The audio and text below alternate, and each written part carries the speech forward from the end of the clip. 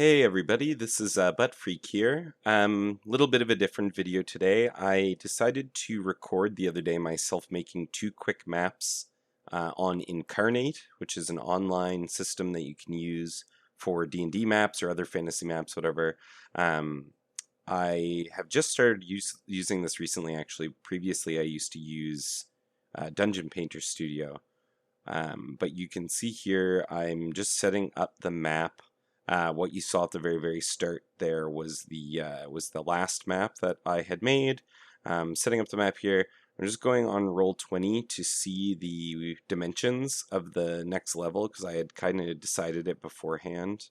And then obviously I'm kind of flipping between tabs here because I don't know what I'm doing.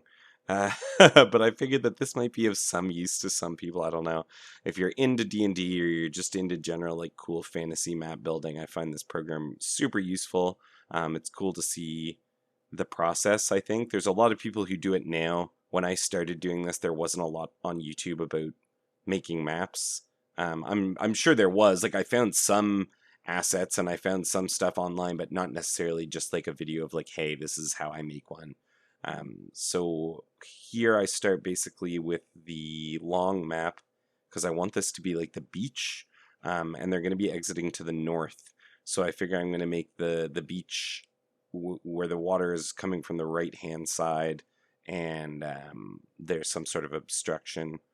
So just start with a little tiny bit of a really light brush of water to kind of define the outside of the terrain. At the end of it, I'm not going to be using this kind of very ugly, like, I don't even know what I think it's supposed to be like a gross, like sandy terrain style, but I don't love it. It's just the default one that starts there. Oh, it's the dirt, it's number 2 dirt texture, so it's supposed to be dirt and mud, it looks like. But yeah, there's some available textures here that are very easy to use. So just kind of using full strength opacity, full default brush size, and just going down and tossing some sand in. The whole coastline's not necessarily going to be sandy because it's not necessarily like a sandy beach. That's one thing that I find people do sometimes is they make any body of water have like this beautiful sandy beach going out into it, which is not necessarily the case. Here you can see I have gone with the grid brush, which is kind of a weird way to fill in space. I enjoy using it. I'm sure there's a better way. I know you can drag and drop and stuff, but that's what I like. And I go all the way down with the weird terrain brush or whatever, the random edged brush, and turn the opacity down a little tiny bit just to give it a little tiny bit of softness. I find that's the one thing that I do notice about these brushes on this particular program is the edges can be very hard. It makes it look very layered. Again, I'm no expert in this program at all because I just started using it, so you'll see that I don't really use a lot of the layer settings and some of the other advanced settings that might be available.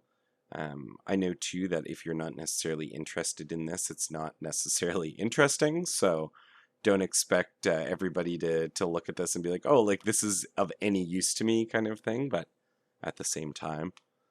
So what I'm doing here is just kind of filling in with a lower opacity brush the actual edges of the water. So you can see with the lower opacity brush, it almost makes it gives you the illusion of like a declining shoreline, because you're getting the water, which is actually in the foreground, but you're seeing the water through the sand, and it gives the illusion of seeing the sand through like obstruction, which I really enjoy. Same thing here with the grass tool, going along the edges of the beach and just really trying to blur it, making everything look a little more natural, even more so than a couple of seconds ago. Like if you skip back and forth in the video, you can really get a good idea for why this works. I did end up leaving a little bit of dirt down there in the corner, that I could blend into just for some color variation. It kind of ends up looking like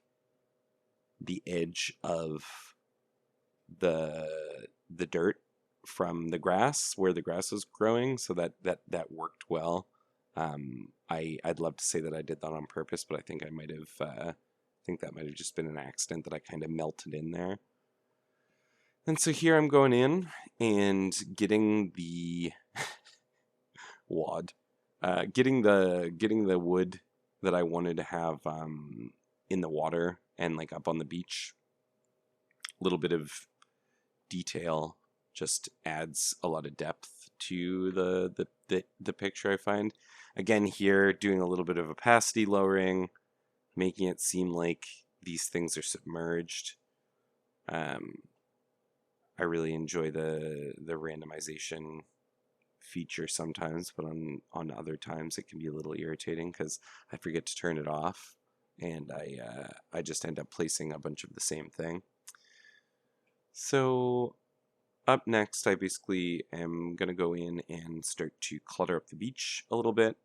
I like to try and do it like one part at a time, usually, because the way that my brain works, if I get distracted and do something else, I may not come back to finish this beach. So start with the beach, throw some sticks and stuff through the grass as well, just to add a little bit of texture, which creates depth and gives you a better, makes it feel less like something that you use like a paintbrush to fill in, and more of something that you might have like had like a terrain asset or something. Like I've had the biggest compliments that I can be paid are people asking me like where I got the terrain assets or like where I got my map, and then they can't believe it if you say, oh well, like I just use like a program or whatever to kind of, especially given the kind of limited tool sets that some of these programs have had. More recently, there's a ton of them that have come out, especially over the pandemic. I find a lot of people got into D&D, which is great. I think that more people should play it. The only thing that I find a little bit irritating about the fandom is people that think that D&D is basically like what these like very great storytellers on podcasts and stuff are able to put together, and like these people, it's their full-time job. They're also probably getting paid a couple $100,000 for the podcast, all that jazz. So it's one of those things. It makes it harder to impress people sometimes, but that also can just drive personal growth as far as like how you DM. You want to be the best that you can be, so you try a little bit harder, I guess. Anyway, here you can see I'm making the cliff. Just a bunch of simple cliff brushes, which are really useful. I find a big difference on this program versus the Dungeon Painter Studio is that a lot of the brushes, you can tell they're really meant to work together. So even as far as the cliff goes, all of the edges kind of overlap and really merge in, so you can move pieces up and down very easily and have them look like legitimate. It doesn't look like two pieces stuck on top of each other. Going over again the grass with some stone this time instead of some stick. Trying to look and see basically like what needs to be added to the ground before I start putting in stuff like trees and other like clutter like bushes. I realize that I don't really want anybody going south here, so sort of as an afterthought, I guess I should say, I wanted to put together this, what ended up being kind of like a little rock slide. If I had been thinking about it, I probably could have made the beach a little bit narrower towards this end, but what I did instead is I just took these big cliff brushes, made them a little bit bigger, fit them in with the existing stuff, and then just looked for rocks, basically. They've got small rocks, big rocks, and sharp rocks. And I think I grabbed the small rocks and just made them a little bit bigger because I know that there's a better variety of them. So I just randomize it and change the sizes a couple of times. Try to make it kind of make sense. Like you can see here, I'm trying to think for a second about like where should that big rock be versus where should the small one be. Like you'd think that most of the small ones would fly a little bit further, so you've got your big ones kind of towards the base, but every once in a while you're going to have that big one that also skips all the way down and kind of flies out. So I kind of made that little rock slide there just to dissuade anyone from going south. If they really, really want to, they can try, but it's probably not going to end up going anywhere. I will sometimes make backup maps like later on before we play. I'll throw together a really quick map. So for this, I might make like a little ridge that they can get to, throw something up there, and make it worth their while if they do, like, I don't know, pass a dexterity or a strength check or something like that. And here I am just tossing some trees in. Kind of wanted to give the illusion a little bit that the trees were up on the cliff more so than down on the beach. So that's why I'm making them so big and only having the outsides of the trees overlap. It does have this really lovely drop shadow effect built in, which I appreciate. It really gives it a little bit of depth. You can see that with the trees, obviously, more so than a lot of other things.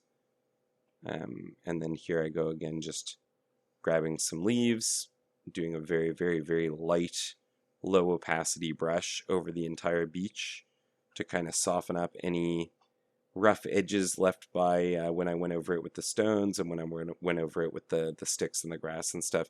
Multiple thin, indiscernible layers can often create this illusion where all of a sudden you're not seeing 4 different layers, you're not even seeing the 10 or 12 different layers. You're seeing one cluttered layer, and that's exactly what I'm going for here. Again, even if you go back 10 minutes or whatever, you go back a couple of minutes at a time, you can really see how your brain wants to see it as one cohesive image, which is, I find, really interesting. It's one thing. I've never been a good artist at all, but composition is something that I do think that I understand. So I think that really helps as far as something like this goes. It helps sometimes to look at like Google Maps and look at overheads of areas similar to what you want to build.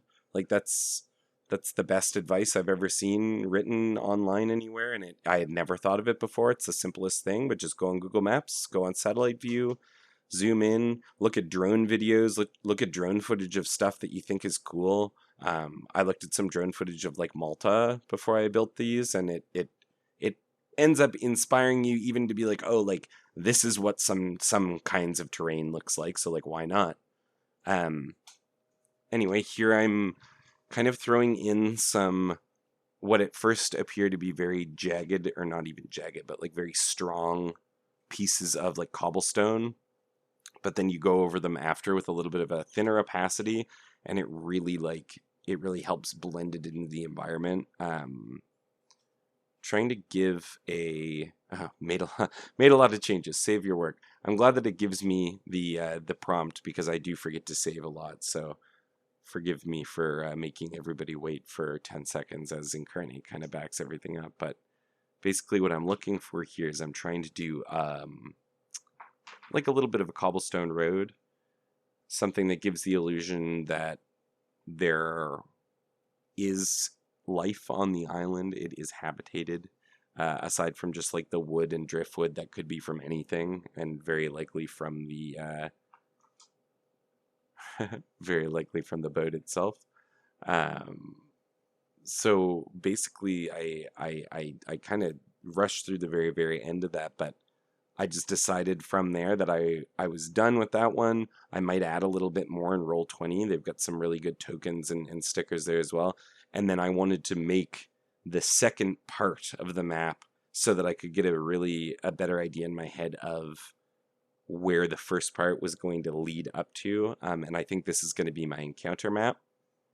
So instead of starting off in Roll20 with this one, I started off in Inkarnate, and I'm just going with the default size, I believe, or going with a 30 by 30, which I think is usually a very decent size. I used to make way bigger maps, but then I played a couple of games through with them, and we really realized how overwhelming a huge map like that can be. I've got a big TV that I usually put the map up on as we kind of like play through it in person, and even with the big TV and zooming all the way out and stuff, it kind of ruins the illusion to have to zoom all the way out and have the tokens feel so small and not be able to really see a lot of detail. So I try and keep them smaller these days. This part of the process, I apologize for also. I was running nice hash in the background, and I didn't realize how much it was weighing down my GPU. But of course, it runs it to 100%, and then as soon as your web browser is trying to do something like insert texture, like Inkarnate does, it really lagged out there. So that's why it took me so long to fill in that all those spaces. So here I'm basically trying to make the natural looking transition from where you were to where you now are. I think I even a little bit later in the video here, I think I realized that I made it a little bit wider, well, a lot wider than the previous one. And because of that, when you come into this landmass, it's like, okay, well, is the ocean on my right, but now suddenly there's also this giant landmass on my right kind of thing. So I go back in here a little bit and kind of give the illusion that there is still a coastline and that it's just the area opening up to your left more than anything else. So here I'm throwing in the cliff. I wanted to make it kind of like a ridge. I don't want it to look like you can't get up there, because I know that no matter what you do, people are going to try and get up there. So if you just make it look accessible and have nothing up there, you spend like 20 less minutes talking about the fact that it's inaccessible. A little bit of road, again, trying to just even give a vague impression that it's not a desert island or something like that. This campaign is taking place in in a chain of islands, similar to a very, very, very Deadfire inspired idea that I was throwing around. It's just going to be a very short, fun, casual campaign that we're playing here. But I throw in the road, and you can see here, I think I'm getting ready to go back over to the other side just to see where my trees go. Throw in a little bit of leaves. Again, we don't want to break the consistency of terrain. It's really jarring. Sometimes I know when I used to use Dungeon Painter, some of the textures, and especially some of the fill textures for the background, are very different. So you go from one green grass color to another, but you don't use the exact same green grass. Suddenly it's like switching from forest green to lime green, and you didn't really notice in creation, but in practice, when your players are all right there and you're switching over the next map, like, you definitely notice, especially if it's up on a big screen. But with this one, I find it's easier. It is a little bit more limited. I know that there's not nearly as many texture packs, it seems. I don't know if there is like some sort of community for this. Here I'm just looking at my other map because I really wanted to see what the tree looked like on the ridgeline, like I was saying earlier. So what I'm doing here is I figured I'd leave this in, is just in case anybody's using Roll20. This is how I integrate my maps. I just make sure that the original window that I'm in has the same dimensions as whatever picture I need. So you just upload it, and you can right click on it, and you can manually set the dimensions. So you just go into advanced, you click the thing and change it from pixels to units, and then set it to your dimension that you set in Inkarnate, and voila, it's done. The grid lines up, at least when you do it right, because I think I did it wrong here the first time, and then I had to resize because I thought it was 30 by 30, but I believe I went 20 by 30 on this one. So you can see here, I just change that back so that it's actually correct. 20 by 20 even, maybe. 15 by... I even go back and count the squares, and I think it is 15. Yeah, there we go. That looks much better. So as you can see, I just put it in, and then you can go from there. I add all my tokens and my monsters for encounters after the fact, because I like to be able to move them around. So I go back, get my tree. I pick the exact same tree, I just kind of move it a little tiny bit, make it a little bit smaller. So I'd like to imagine in the first map you're kind of coming into it, and so you're a little bit more zoomed in. In the second one, it's almost as if the screen is zoomed out further, so you're seeing more. That tends to happen with those big maps. Like I said, that's why I don't like to go further than this, because you're going to start losing a lot of the interesting detail when you're all the way out, and it really just it's not as engaging. So here again, low opacity water. I'm just brushing it right on to the background. I know that there's a better way to do this. I've seen other people very masterfully and very quickly making water features, but I really prefer to go with multiple strokes of opacity, different layers of opacity, because it lets me fine tune it. I'm again not really an artist, so I just like to be able to have something that I can undo one step at a time if it looks weird, because there's a lot of times when I add too much and it looks weird, and then I have to go back 15, 20 steps to where it was done pretty much, and then I just kept pushing it. So you can see here again, scattered beach, a little bit of low opacity grass, a little bit of grass out into the water even, just to make it look kind of like murky and like swampy, so that I can very easily say, well, you don't go in that direction. Like there's nothing up there. You can't go there. It's wetlands, and you're up to your armpits in water and mandrakes and stuff. So after I kind of finish with the land, go through and once again just grab some trees. I like to do the random stamps with the trees. Sometimes I'll throw a random angle on or whatever and just let it kind of spin them all around. It makes it feel a little bit more natural. Get in here and try and find. I was looking to see if I could build some walls. No luck with the wood structure searches, but instead I just searched a wall, and it made sense. I do like how Inkarnate has like different groups with like a bunch of not even subgroups, but like a group with a bunch of items in it, like a big category. So for example, these wood walls, you see wood wall and you're like, oh, well, I guess I'll pick this one wood wall. But really, when you click on it, it drops down to a box of like 12 different varied sizes and shapes. So I just wanted to throw a little bit of a natural-ish barrier up. I'm trying to kind of entice everybody up towards the northern end of this map, and because I think I'm going to put an encounter in this area, I wanted to have some cover.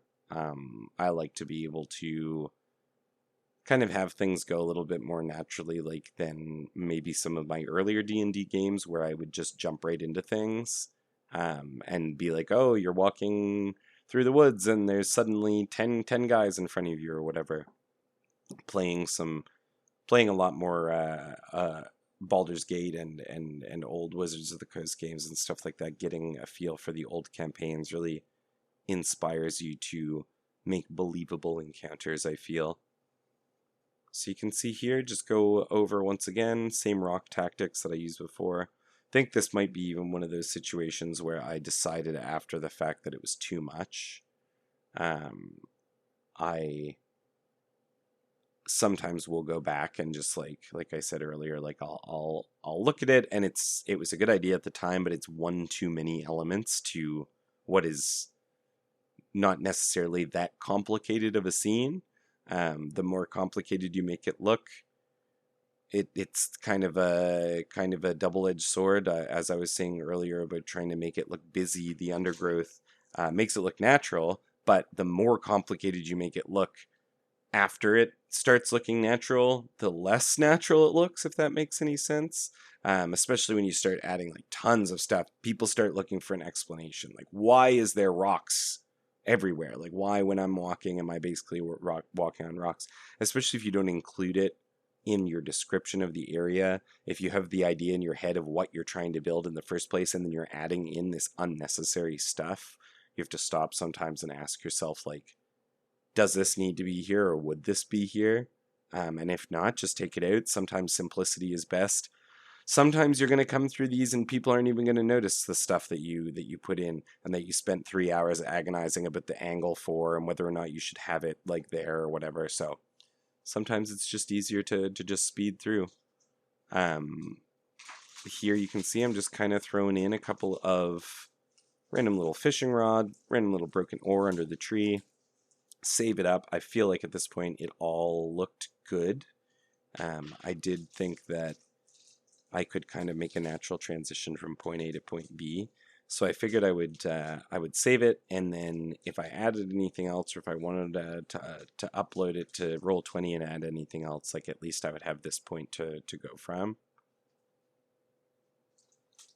So here you can see I'm just kind of going in to export. I know I didn't show this earlier, but it's fairly simple. If you've used any photo program in the past, or any map building program, it's the same. You save it as a file.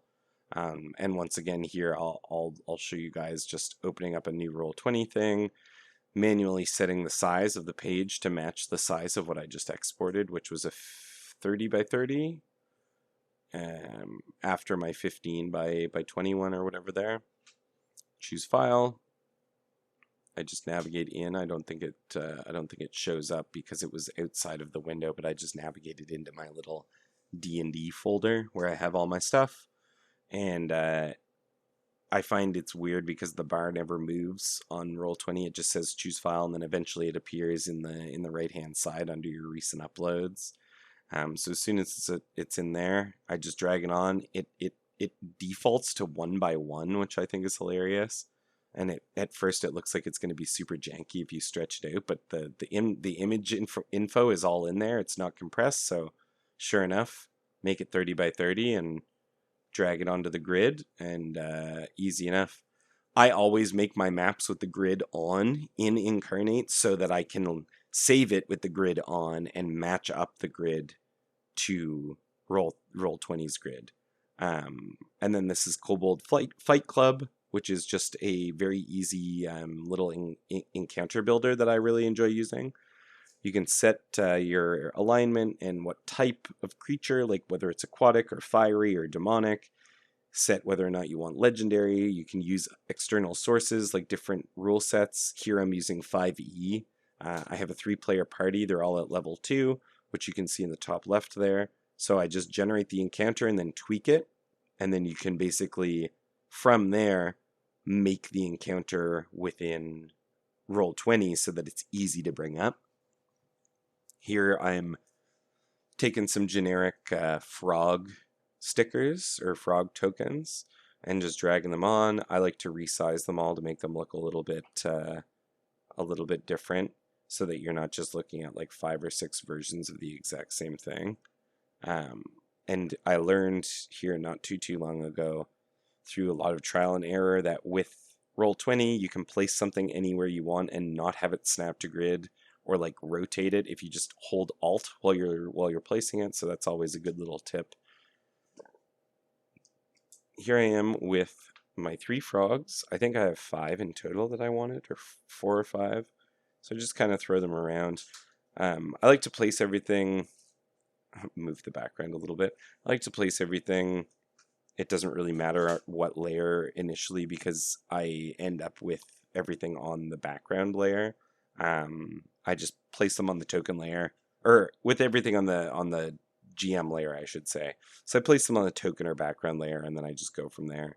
And now that I've got the frogs in, you find the baddie card, as I like to call them, in the compendium, drag it in, which creates a little portrait, and it adds it as a player to your game, and then you can delete the little portrait and still have it as a player in your little list. So you can see I dragged it down to my category of baddies. Every time I click on that, it'll tell me all the stats and all that good stuff.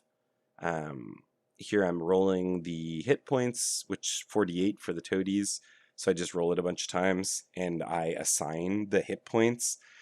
I'm sure that there's a way to do it where you assign it each individual token to be a character as far as an NPC goes, but I've found with Roll20, when you assign them as a character, I'll show you what I mean here. If you assign them as a character,